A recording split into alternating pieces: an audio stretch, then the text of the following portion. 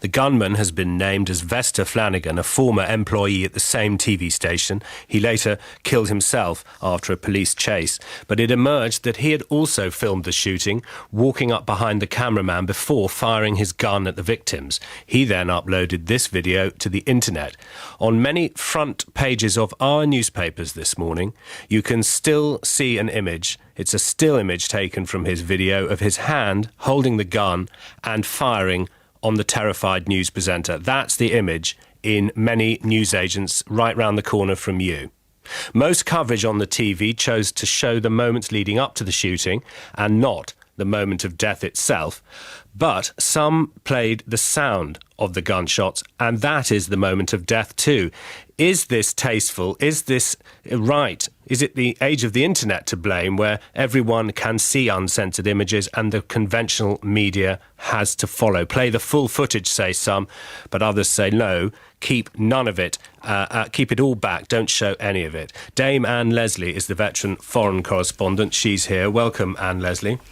Good morning. And Mike Parry, the broadcaster, Daily Express, Talk Sport behind you. We reckon between you, Mike, you've got 100 years of journalism experience, so thank you for coming. Well, 80 years on Anne's side, obviously. All right. So, respect. Welcome both. Now, Anne Leslie, you know the media, as you've just explained, for years. Have we lost the plot, putting this on the front page? No, I think it's partly because it is a front page story. It's always a question of how far you go into the detail. Now, I worked a lot in the Middle East and also in the Soviet Union and Russia. And when I first started going there, I was absolutely shocked that when there was a murder, which there were frequently, people showed the splattered innards and everything like that. And I thought, I can't be having with that. I don't think the mainstream media here would do that. If you've seen people who've been murdered, whether in war or in terrorism, as I have, I just feel that showing all that, first of all, it deprives the victims of dignity and death. So has the victims in this case, has the reporter whose picture's on the front of our paper, she been deprived of dignity, do you think? Well, no, so long as you don't see the results of the gunshots, because it killed her immediately, I just feel that's sort of all right. Mike, almost. Is it sort of all right? Well, you see, where I start on this argument is the flash photography. Now, every time we see a news broadcast now on the television, people say, if you don't like flash photography, turn away.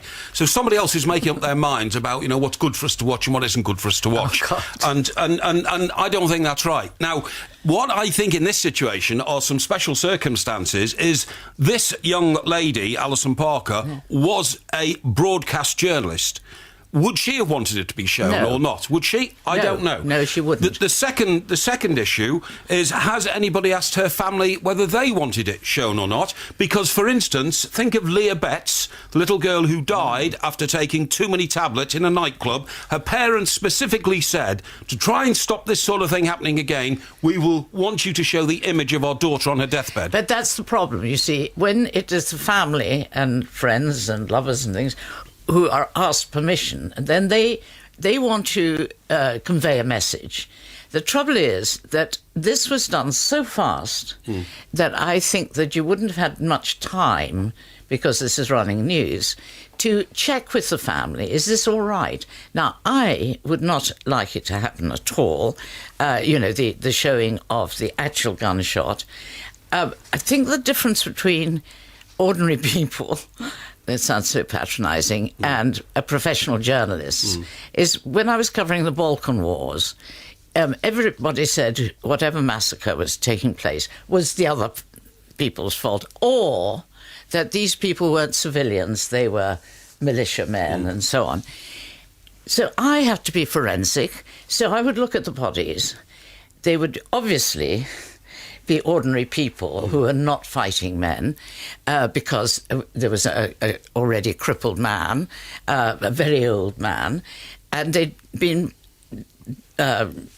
after death, put into army or militia uniforms, then you do the thing where you have to find out who did this.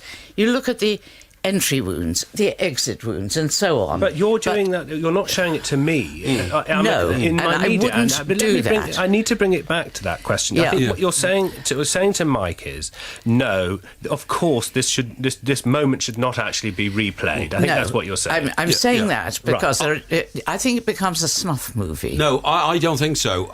You see, there's been plenty of time now since this horrible incident took place to consult the family, to say to them, we know well, you know better than me, and there's a massive debate about gun laws in America. Oh, yes. Now, if the family thought that in some way this would help, they might think to themselves, she was a journalist, she was a working journalist, very successful, only 24 years of age, so we're going to say, we'll let that video go out. You're saying to me, Mike, the horror of it, the horror of it could act to bring the sort of result the family may itself want. I think you've got to give the family that choice. And also, remember, we have seen people being murdered on television before. Lee Harvey Oswald was shot by Jack Ruby. We've never got rid of that. No, I mean, you know, times have changed in the civilised West, and we're not all that civilised. There was a time when watching executions in public, you know, and disemboweling was a day out for the masses, as you know.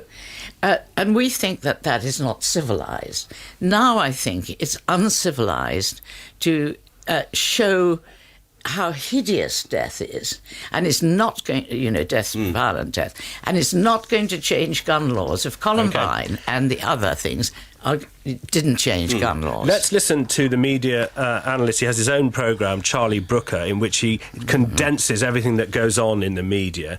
And here he is in 2009. He has a forensic psychiatrist discussing the ways in which the media covers shooting tragedies, and he came up with a list of things he thinks the media should avoid doing.